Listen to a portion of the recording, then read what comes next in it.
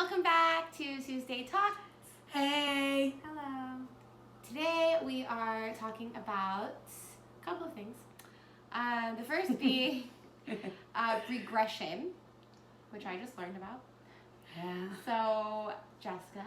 I was going to say, should I explain it? Okay, so here's what I learned.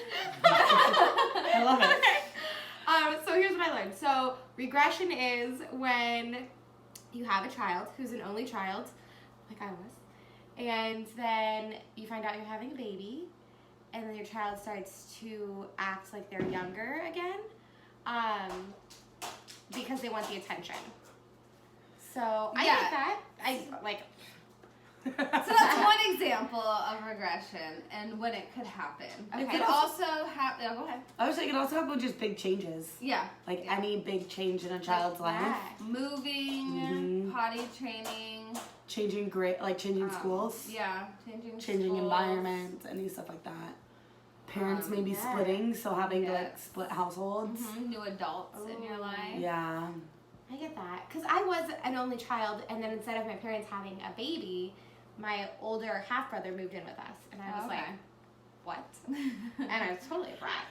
Just like, because I was confused. And it was a big change. And then all of a sudden, you're not getting the same amount of attention, and your whole world is changing, and you have to share things, and you're like, what do I do? Yeah. So then we started talking about what do you do in this situation. What do you do? We started noticing a theme. I started noticing a theme, like, kind of like what we talked about last week. When you're dealing with anxiety, you use your words, communicate, you shower them with love, you let them know that you're there for them, you hear them out, you listen to their feelings, you validate their feelings, you say, hey, just kind of like you would communicate with anybody, really. I hear you, I understand what you're saying, and you are entitled to feel this way. Yeah. You are still loved, you are still safe, and I'm still here for you. And we're going to work through this together. Yeah.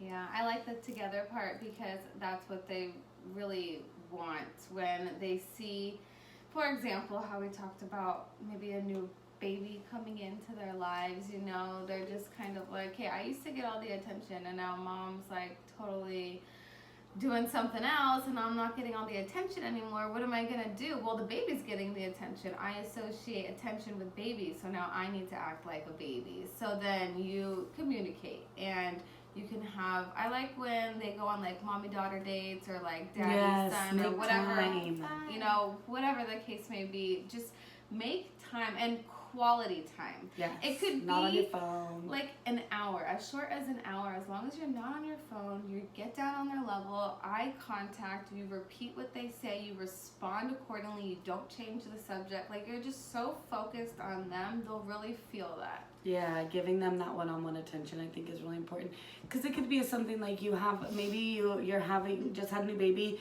and you have a 3-year-old that just potty trained 6 months ago. And all of a sudden, your 3-year-old that just potty trained 6 months ago and is doing so well, all of a sudden starts peeing his pants again. He just stops going. That's a sign, get on the level, spend the time with them, because, like she said, they see the baby, they're like, oh, that baby gets attention for doing baby things. Well, here you go. I'm doing baby things too. Hi, I'm here. Yes, and definitely transitions too, like with different grade levels.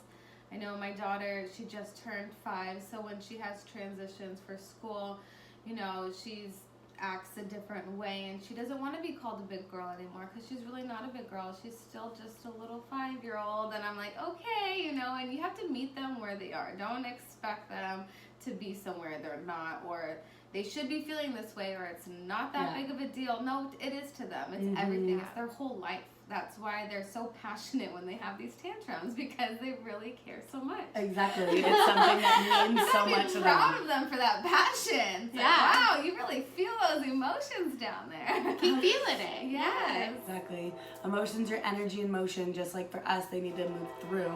Yes. So and especially validating through the tantrums, through whatever it may be, being like, hey, I understand you feel this way. And even if there's behavior that is not necessarily appropriate, you have to always, I understand you are angry, I understand you're upset, however, we can squeeze pillows, we can squeeze our stuffy, we can blow on a feather, but we do not hit, we do not kick, you know, like letting them know, because you still have to set that boundary. Yes. They still have to know that even though things are changing, like we're in this together, like I am here to support you, however, here are some healthy ways to handle it. And we don't do this, and this, because if you let them get away with the this, and this, it just becomes a habit.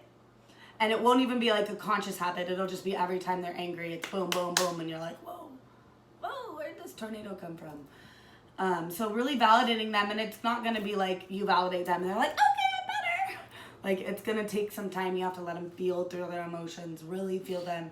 Make sure to give them that safe space. Comfort toys, comfort items, options, blow on a feather, draw a picture, hug a pillow. Yes. All that good stuff to There's really a lot of children's books too that you can read to them daily to remind them, as well as acting things out.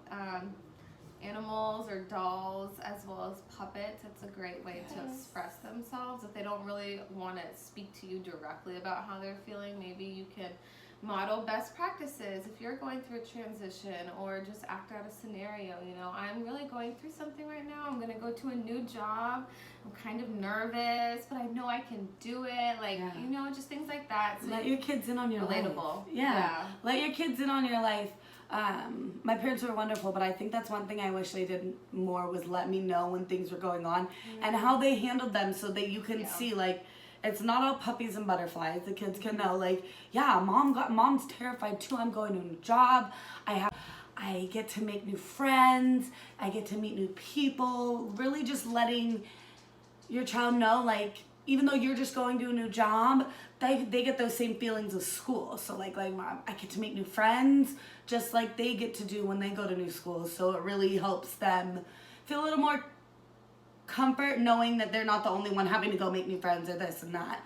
I always feel like with any mental health for kids and adults, making it relatable, letting anyone know that they're not alone is so huge when it comes to any emotions, whether it's big scary changes for kids that lead to regression, or, you know, we're coming out of it, whatever it is.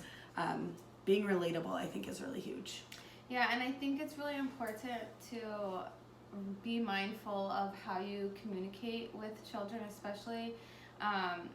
You might just need to choose your words wisely, because you can say, calm down, you're okay. And it's like, I'm not okay right now. Right. So when you communicate and they're regressing, just keep in mind saying, I know it might not feel okay right now. I know, and I understand. But it will be okay. It will get better. Yeah. This moment will pass. We will work it out. We'll find solutions. Focus on the positives, like you were saying. And it'll all be okay. Yes, it will. It will. Hang in there, mamas. All right. Yes. Thank you guys for joining us Thanks, today. See you next week. See you next time. Bye. Take care.